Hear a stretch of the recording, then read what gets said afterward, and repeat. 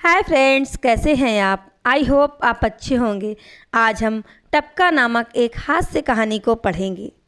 एक गांव में एक धोबी रहा करता था। वह बहुत गरीब था। उन दिनों सावन भादों की जोरदार वर्षा चल रही थी। धोबी की झोपड़ी बहुत ही पुरानी थी। हर समय छत के टपकने का डर बना रहता था। लोगों के कपड़ों पर अगर टपके की बूंद पड़ जाए तो और भी मुसीबत। टपके का दाग छूटता भी नहीं था।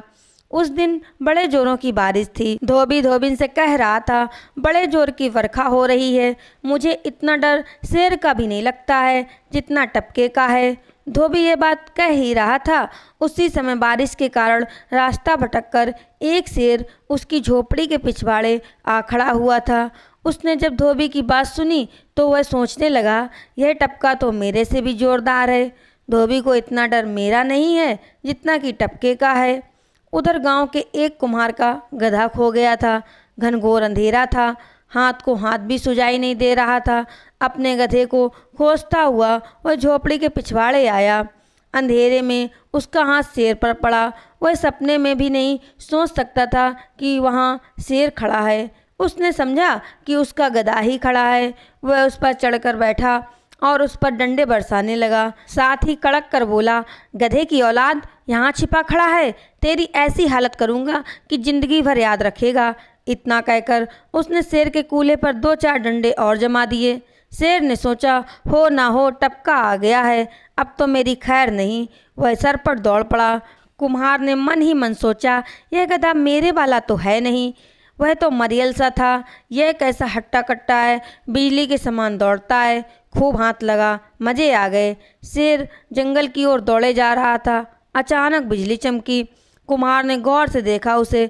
पूरा विश्वास हो गया कि वह गधे पर नहीं शेर पर बैठा है। उधर शेर था कि तेजी से भागा चला जा रहा था।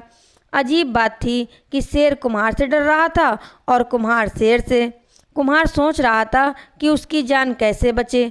रास्ते में एक बरगद का पेड़ था। उसकी लताएं धरती पर लटक रही थीं।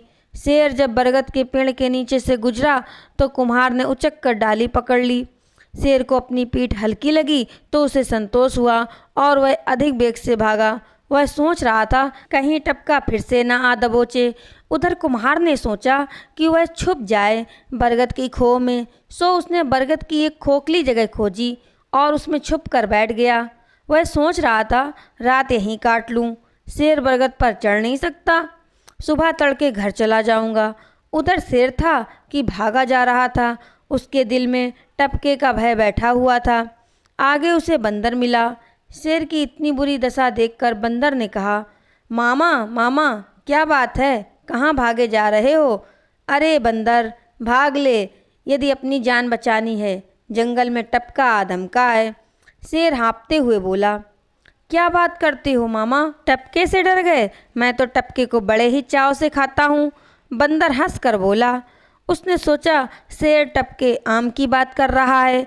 अरे भांजे, वह टपका नहीं, बहुत भयंकर बला है। कूल्हे पर ऐसे डंडे जमाए कि मुझे नानी याद आ गई। शेर गहरी सांस लेकर बोला, अरे मामा, जरा मुझे भी दिखाओ, कहाँ है टपका? रहे ना बंदर के बंदर, शरारत किए बिना बाज नहीं आओगे। चलो। दोनों बरगद की ओर चल दिए। कुम्हार ने भोर के प्रकाश में देखा कि शेर बंदर के साथ आ रहा है। उसने सोचा कि बंदर उसे ऊपर से नीचे धकेलेगा और शेर उसे खा जाएगा। वह बरगद की खो में छुप कर बैठ गया और अपने सिर पर पत्ते रख लिए। शेर बरगद के नीचे खड़ा था। रोशनी हो गई थी, इसी कारण शेर अब इतना नहीं डर रहा था। सोच रहा था कि अगर टपका आ भी गया तो भाग खड़ा होऊंगा। बंदर बरगद पर चढ़ गया। वह बरगद के फल तोड़ तोड़ कर नीचे फेंक कर कहता, मामा, क्या यही है टपका? जब तू टपके के हाथ आएगा तो तेरी नानी याद आ जाएगी। शेर बोला। बंदर उछल कूद करता हुआ वहाँ जा बैठा जहाँ पर कुम्हार छुपा हुआ था। बंदर की पूंछ से पत्ते हट गए। कुम्हार सोचने लगा कि आ गया सिर पर दुष्ट, अब क्या करूं? कुम्हार के मुंह के सामने बंदर की पूंछ लटक रही थी। उसने सोचा, बहुत बढ़िया मौका है, मौका चूक गया तो बात बिगड़ जाएगी। उसने बंदर की पूंछ को दोनों हाथों से जकड़ लिया। अब बंदर उछल कर दूसरी टहनी पर खाने की कोशिश करने लगा तो हिला भी नहीं गया। पूंछ भारी लगी। उधर शेर बोला, क्यों, क्या हाल है? अब तो बंदर और भी डर गया। वह पूंछ छुड़ाने के लिए जोर लगाने लगा। कुछ जोर बंदर ने लगाया तो कुछ कुम्हार ने। इससे बंदर की पूंछ उखड़कर कुम्हार के हाथ में आ गई और बंदर धप से जमीन पर जा गिरा। शेर तो पहले से ये दृश्य देखकर भाग खड़ा हुआ। बंदर भी जल्दी से उठकर भाग गया।